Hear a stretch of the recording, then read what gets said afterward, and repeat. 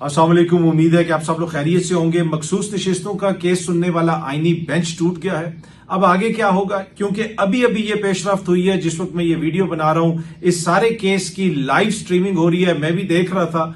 एक जज साहब ने अपने आप को केस से अलहदा किया है, लेकिन अगले हफ्ते के हवाले से कुछ सहाफी खबरें दे रहे हैं कि जनाब ये सीटें उसको मिल जाएंगी, वो सीटें उसको मिल जाएंगी। उसकी क्या तफसीलात हैं वो भी आपसे शेयर करूंगा। उसके अलावा कुछ मजीद खबरें मशरिक वस्ता से, पाकिस्तान से कोशिश होगी कि आज के इस ब्लॉग के अंदर वो भी आपसे शेयर की जाए। सबसे पहले और सबसे बड़ी खबर, अब से कुछ देर पहले, लिटरली चंद सेकंड पहले मैं लाइव स्ट्रीमिंग देख रहा था जिस वक्त मैं ये वीडियो बना रहा हूं। एक जज साहब ने कहा हामिद खान साहब को कि कल जो आपने दलाइल दिए हैं उससे हमारी दिल आजारी हुई है। मैंने फील किया क्योंकि आपने हम पे अदम एतमाद का इजहार किया। आपने ये कहा कि 26वीं आईनी तरमीम के बाद जिन मोअज़्ज़िज़ जज साहिबान की तैनाती हुई है वो बेनिफिशरी हैं सारे मामले के, तो उनके ऊपर हमें एतमाद नहीं है। ऑल्दो कि किसी और वकील ने ऐसा नहीं कहा, तो ये जनाब जस्टिस जो सलाउद्दीन पनवार साहब हैं उन्होंने ये हामिद खान साहब से कहा और साथ ही अपना शॉर्ट ऑर्डर सुनाया और खुद को बेंच से अलहदा कर दिया। जब ये मामला हो गया तो उसके बाद जस्टिस जमाल खान मंदोखेल साहब और जस्टिस अमीनुद्दीन साहब, उन्होंने उसके ऊपर थोड़ी सी नाराजगी का इजहार भी किया। उन्होंने हामिद खान साहब से कहा कि हमने आपको मौका दिया, आपकी बात सुनी, लेकिन आपका जो रवैया है वो मुनासिब नहीं है। हुआ ये कि जब फाजिल जज साहब ने कहा कि मैं अपने आप को बेंच से अलहदा कर रहा हूं, तो हामिद खान साहब ने कहा कि जी मैं इसको सराहता हूं, आई अप्रिशिएट दिस कि आप अपने आप को अलहदा कर रहे हैं। तो उसके ऊपर जस्टिस अमीनुद्दीन खान बोले कि ये सराहने की बात नहीं है, मतलब कि ये अप्रिशिएट करने की बात नहीं। और जस्टिस जमाल खान मंदोखेल साहब बोले आपके कंडक्ट की वजह से ये हुआ है, आपको मौका दिया गया, आपने नाजायज फायदा उठाया। तो दोनों मोअज़्ज़िज़ जज साहिबान काफी गुस्से में था। बड़ा क्वेश्चन ये है कि ये 11 रुकनी जो बेंच है वो सुन रहा था फुल कोर्ट का जो फैसला था, जो 13 रुकनी फुल कोर्ट बेंच था उसका फैसला था। रिव्यू पिटीशन 11 रुकनी बेंच सुन रहा है। और जिस वक्त मैं ये वीडियो बना रहा हूं, एक मोअज़्ज़िज़ जज साहब ने अपने आप को बेंच से अलहदा कर दिया।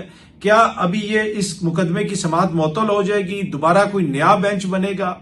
इस वक्त कोई सूरत हाल क्लियर नहीं है। जज साहिबान उठ के चले गए हैं, लेकिन मैं ये समझता हूं, मुझे ये लगता है कि ये आइन और कानून का इतना इंपॉर्टेंट मामला है कि ये 10 रुकनी बेंच ही कंटिन्यू करेगा। वो जो है ना, वो कहेंगे ठीक है जी ये जज साहब अलहदा हो गए, हमने वक्त जाया नहीं करना, इसी मसले को यहीं से शुरू करेंगे और आइन और कानून के मुताबिक इंसाफ फराहम किया जाएगा। मुझे ये लगता है, अब ये मेरी कोई खबर नहीं है, ये मुझे लगता है। हो सकता है ऐसा ना हो सकता है कि मामला कटाई में पड़ जाए, मामला अगले हफ्ते तक चला जाए, दोबारा कमेटी बैठे, दोबारा बेंच को कॉन्स्टिट्यूट किया जाए। लेकिन मुझे ये लगता है कि ये मोअज़्ज़िज़ जज साहब अलहदा हो गए हैं और ये फैसला किया जाएगा कि 10 रुकनी बेंच जो है वही कंटिन्यू करे।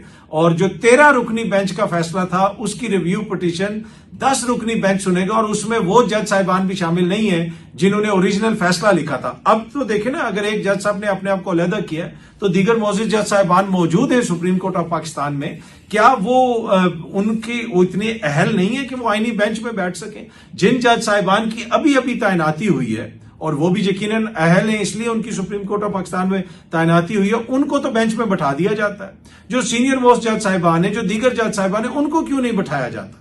ये क्वेश्चन है ना, इसको पूछना चाहिए ना, ये क्वेश्चन रेज किया जाना चाहिए। कोई वजह तो होगी ना इसकी आईनी और कानूनी कि क्यों जस्टिस अतहर मिनल्ला साहब इसमें नहीं आ सकते, क्यों जस्टिस मंसूर अली शाह साहब इसमें नहीं आ सकते, क्यों जस्टिस मुनीब अख्तर साहब इसमें नहीं आ सकते? अगर वो लोग नहीं आ सकते तो फिर इन जज साहिबान को सुप्रीम कोर्ट में क्यों बैठाया हुआ? देखे ना, उनको आप पर्क्स भी दे रहे हैं, उनको आप प्रिविलेजेस भी दे रहे हैं, वो तनख्वाहें भी ले रहे हैं, लेकिन वो एक तरह से अनअवेलेबल हैं जनाब, उनको इन बेंचेस में शामिल नहीं किया जा सकता। वो जो 13 रुकनी बेंच था जिसने ये फैसला सुनाया, उसके मेजॉरिटी जो फाजिल जज साहिबान है वो सुप्रीम कोर्ट ऑफ पाकिस्तान में मौजूद है, उनको क्यों नहीं शामिल किया जा सकता इस बेंच के अंदर?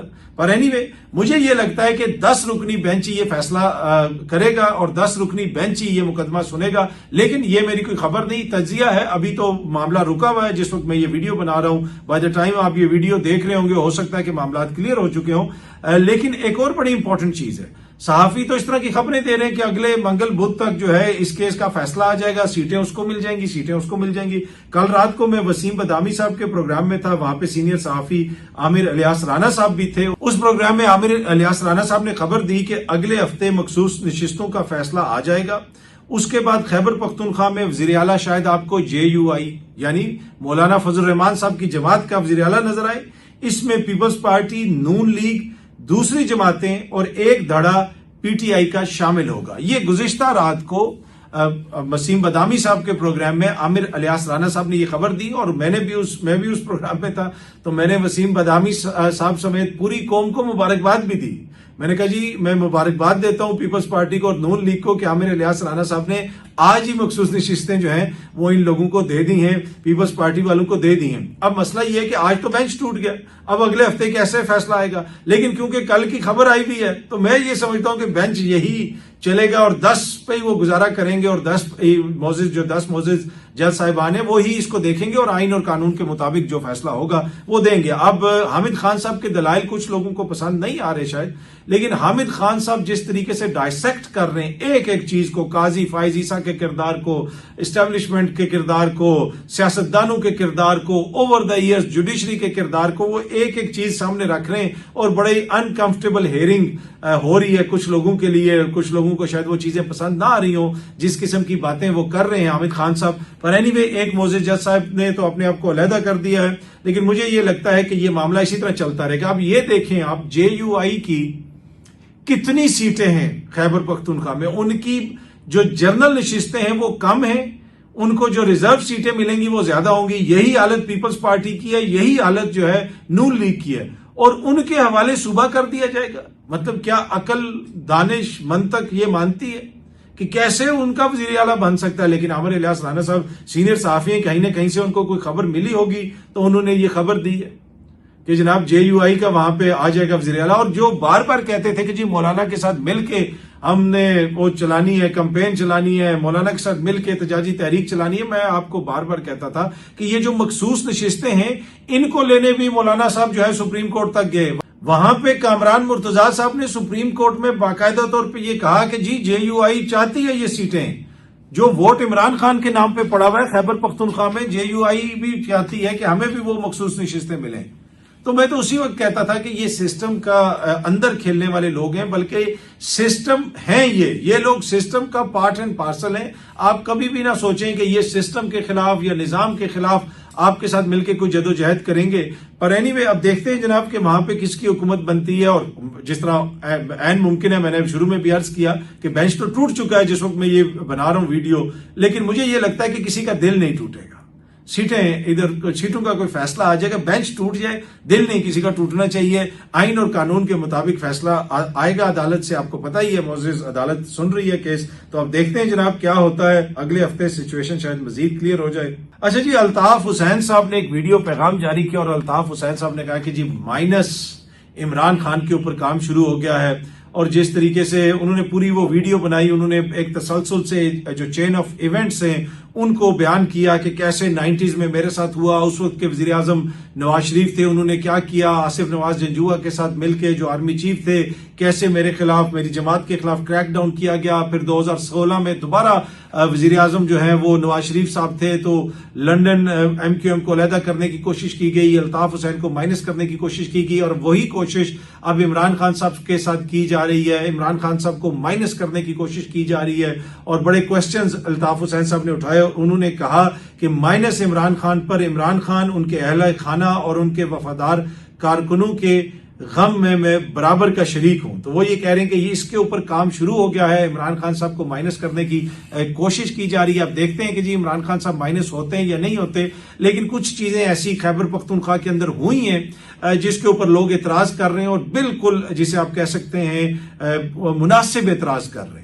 یہ نہیں ہے کہ مبالغے پہ مبنی ہے یہ اعتراض، کچھ چیزیں وہاں پہ ایسی ہوئی ہیں کہ جن کے اوپر اعتراض ہو سکتا ہے جی کہ حکومت گر جائے گی، یہ ہو جائے گا، وہ ہو جائے گا، کوئی سازش بن گئی ہے، ایسا ہو گیا، ویسا ہو گیا، اور بجٹ پاس نہ ہوا تو آج ہی پاس ہونا ہے، بہت ضروری تھا۔ میرا نہیں خیال کہ کوئی اتنی ایمرجنسی تھی اور کوئی اتنی بڑی سازش تھی کہ ایک دم سے حکومت گرا دی جائے گی۔ ایسے حکومت گرانا کوئی اتنا آسان نہیں ہے۔ پھر اگر کوئی حکومت گراتا ہے تو پھر وہ فلی ایکسپوز بھی ہوگا، ساری چیزیں ایکسپوز بھی ہوں گی۔ آپ کو کون سا ایسا ڈر ہے؟ ایک طرف آپ کہتے ہیں کہ جی ہمیں تو کوئی پرواہ نہیں ہے، خان کا مینڈیٹ ہے، گرا دیں حکومت، تو یقیناً کچھ چیزیں ایسی ہوئی ہیں جن کے اوپر آپ اعتراض کر سکتے ہیں، لیکن جو بلینکٹ فتوے بانٹے جاتے ہیں جی کہ خیبر پختونخوا سے کوئی MP آیا تو وہ بھی غدار ہے، اس کے خلاف نعرے لگ رہے ہیں تو یہ بھی غدار ہے، وہ بھی غدار ہے، یہ فضول باتیں، ایسا نہیں ہوتا سیاست کے اندر۔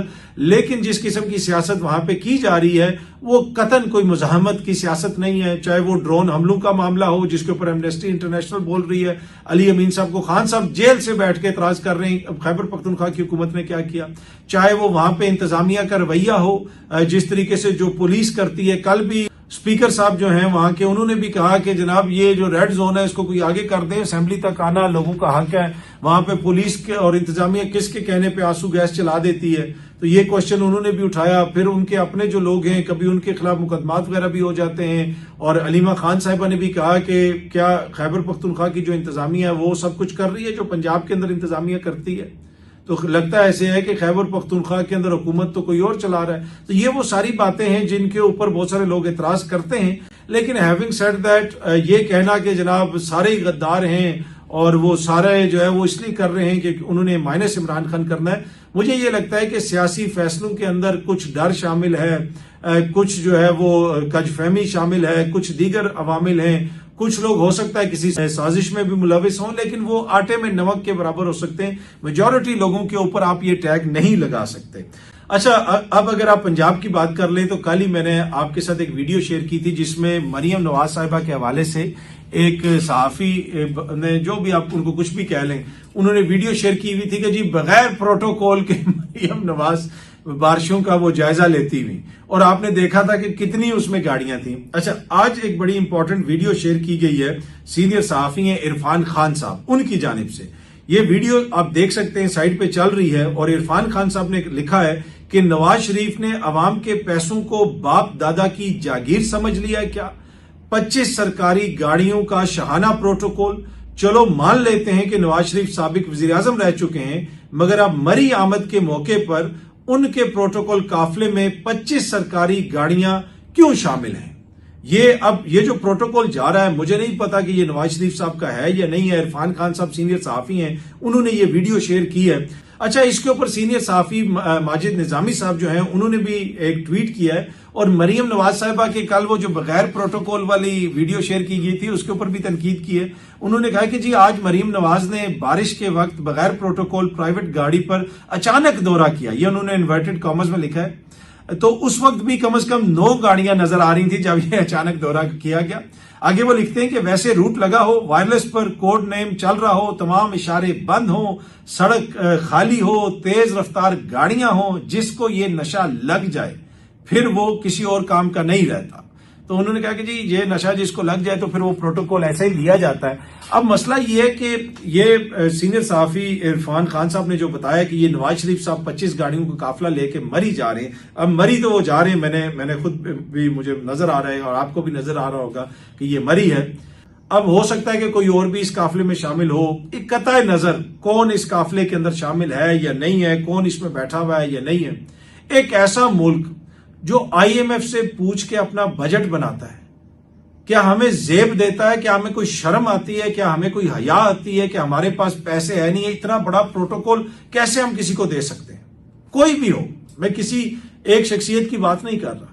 کیا اس طرح کا پروٹوکول کوئی آپ کو کسی آسودہ ملک میں بھی نظر آتا ہے کہ جی مری جا رہے ہیں, جی وہ گورنر ہاؤس مری جا رہے ہیں, کوئی نتھیا گلی جا رہا ہے, جی پروٹوکول لگے ہوئے ہیں, یہ ہو رہا ہے, وہ ہو رہا ہے. یہ کیا ہے؟ مطلب اس سے بڑا کیا کوئی ظلم ہو سکتا ہے پاکستان کی عوام کے ساتھ؟ آپ اس میں گاڑیاں دیکھیں, کروڑوں کی گاڑیاں. کبھی خبر آتی ہے کہ بجٹ میں اربوں روپے رکھ لیے گئے کیونکہ افسران کی گاڑیاں خریدنی ہیں. اور جی ہم عوام کو ریلیف نہیں دے رہے کیونکہ تنخواہیں بڑھانی ہیں افسران کی.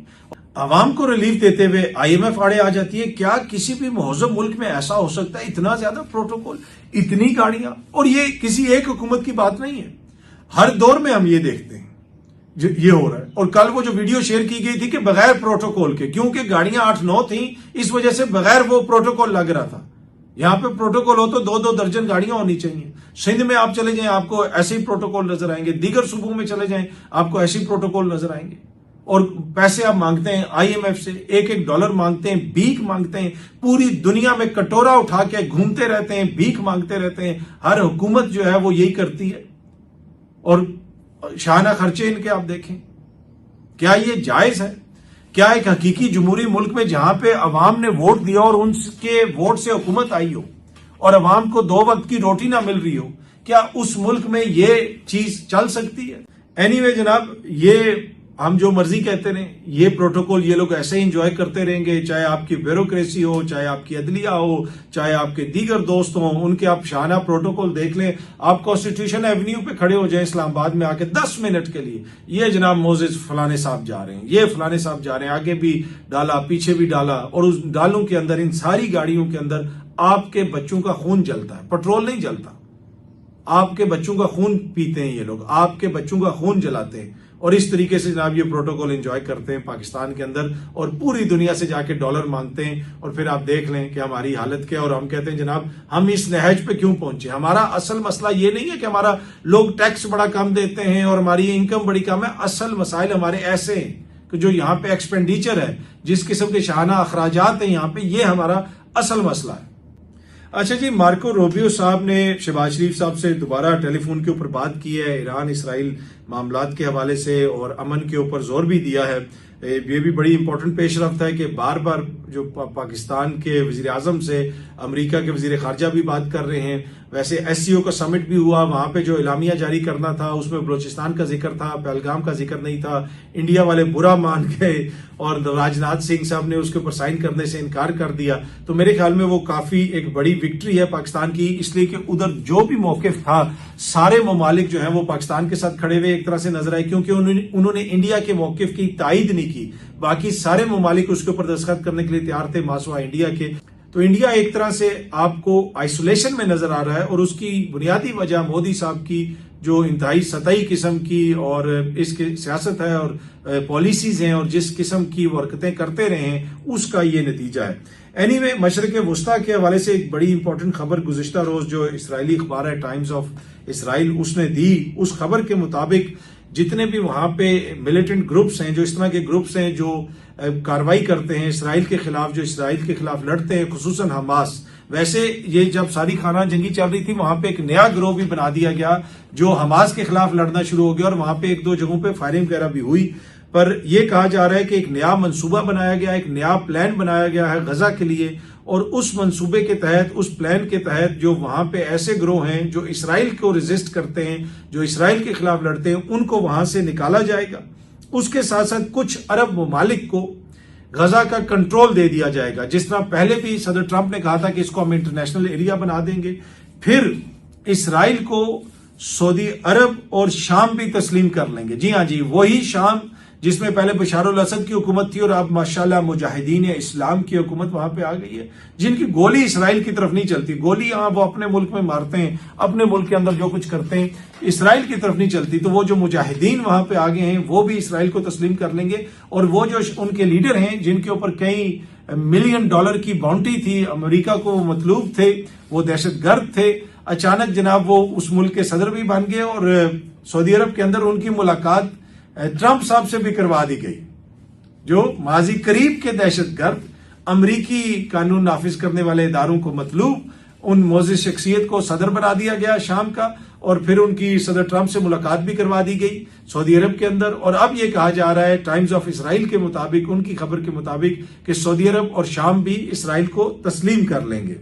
और इसके साथ साथ ये भी कहा गया है कि जी जो मकबूजा मगरबी किनारा है वो इसराइल का होगा, ठीक है, और इसराइल जो है वो फलस्तीनी रियासत को तस्लीम कर लेगा। पीछे बचा क्या है भाई रियासत को, कौन सी रियासत होगी वो, क्या बचा है उसके अंदर। और उसके साथ साथ जो इसराइली अभी तक हॉस्टेजेस हैं उनको भी रिहा कर दिया जाएगा, उनको बाजियाब करवा लिया जाएगा, या उनको खुद ही छोड़ देंगे। अगर हमास को वहां से मुल्क बदर किया जाएगा तो वो जो सारे हॉस्टेजेस हैं वो तो हमास के पास हैं, तो वो कैसे मुमकिन हो सकेगा मुझे नहीं पता। लेकिन ये प्लान है जो मशरिक वस्ता के लिए बनाया जा रहा है। बहुत जल्दी आप सब दोस्तों से दोबारा मुलाकात होगी। Thank you so much.